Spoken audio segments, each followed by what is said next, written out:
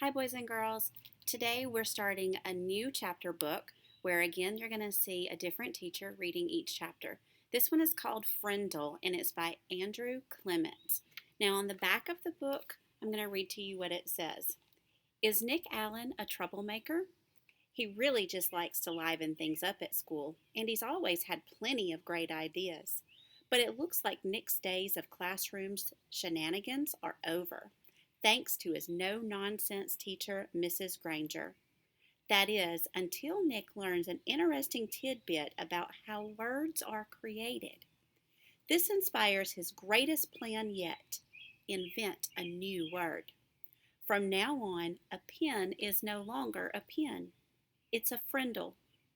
But what happens when the word starts to catch on? Around school, around town.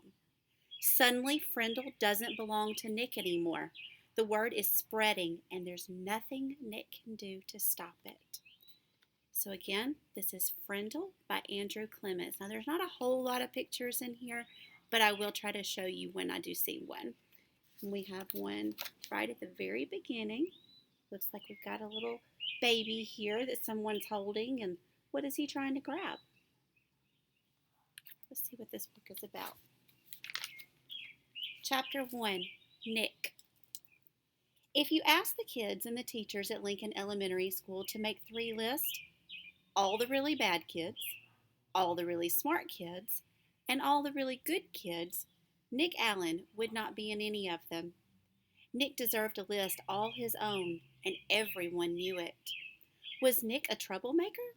Hard to say. One thing's for sure, Nick Allen had plenty of ideas, and he knew what to do with them. One time in 3rd grade, Nick decided to turn Miss Deaver's room into a tropical island.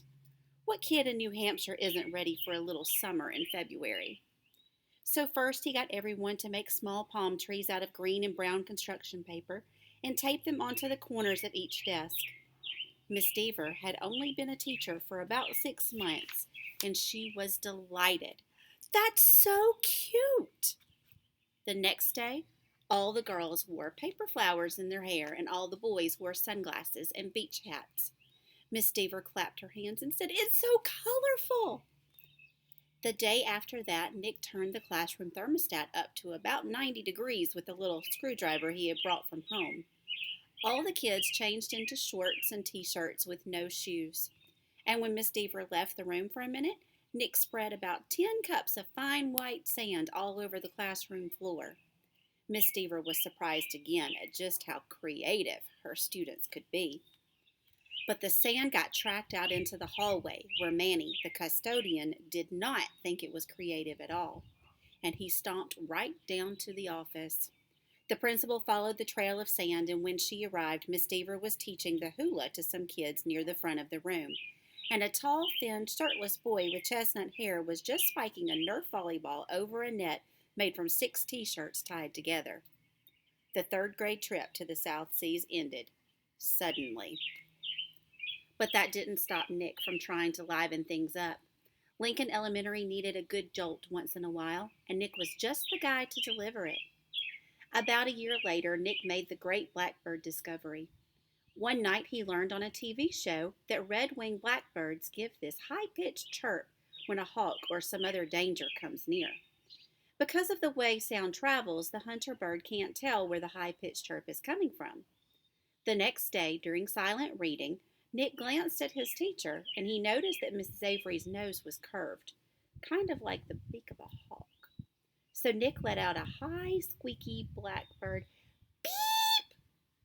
Miss Avery jerked her head up from her book and looked around. She couldn't tell who did it, so she just said, "Shh," to the whole class. A minute later, Nick did it again, louder, beep. This time there was a little giggling from the class. But Miss Avery pretended not to hear the sound, and about 15 seconds later, she slowly stood up and walked to the back of the classroom.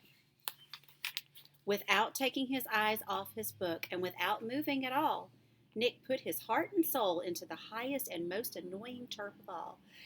Beep! Miss Avery pounced. "Janet Fescue, stop that this instant!"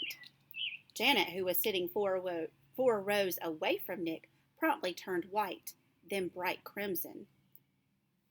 "But it wasn't me! Honest!" There was a catch in Janet's voice, as if she might cry. Mrs. Avery knew she had made a mistake, and she apologized to Janet. "But someone is asking for big trouble," said Mrs. Avery, looking more like a hawk every second. Nick kept reading, and he didn't make a peep. At lunchtime, Nick talked to Janet. He felt bad that Mrs. Avery had pounced on her. Janet lived in Nick's neighborhood, and sometimes they played together.